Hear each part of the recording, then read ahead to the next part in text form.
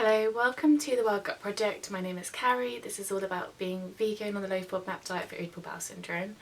And today I have a slightly different but important and perhaps a bit difficult to speak about topic.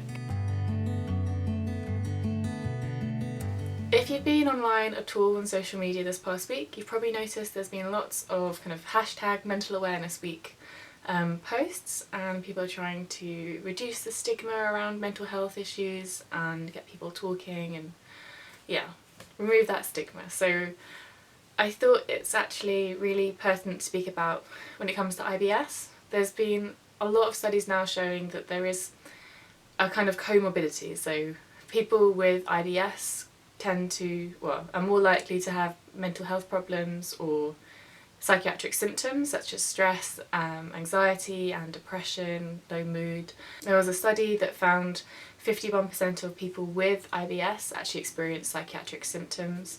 There was an interesting study in Australia in 2016 where they followed a group of people who had been diagnosed with IBS symptoms but they didn't have any kind of psychiatric symptoms, and then a year later there was a much higher rate of anxiety and depression in that group.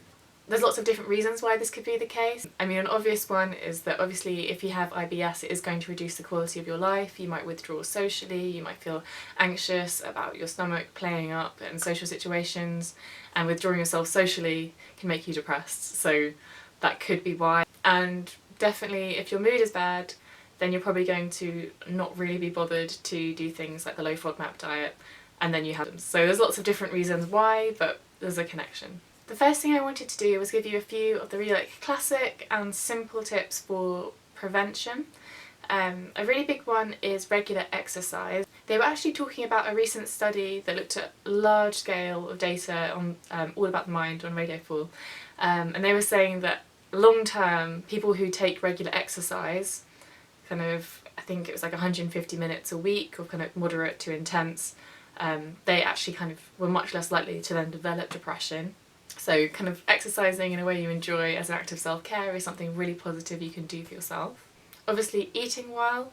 Everyone's heard about like being hangry, and I know if I'm a bit hungry I get really like down and tired and I can't make decisions, so making sure you have a well-stocked kitchen, you have snacks, you have lots of meals that are nutritious, again is just a little thing that's enjoyable in the moment and can actually help you long term.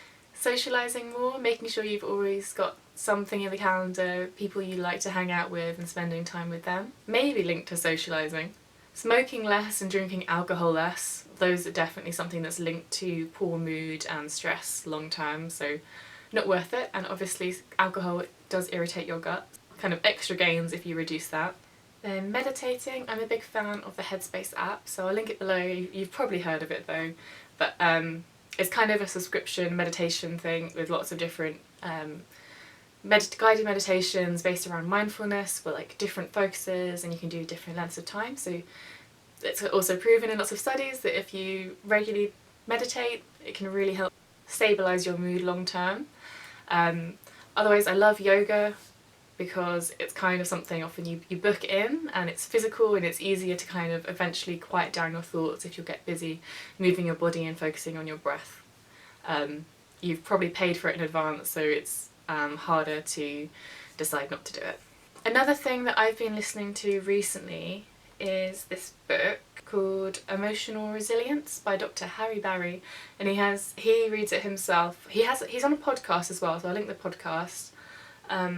But it's basically going through lots and lots of different strategies for building emotional resilience, because it's kind of the emotional resilience that stops a little bit of stress turning into toxic long-term stress and anxiety and disorders, and also bad things or worry turning into depression.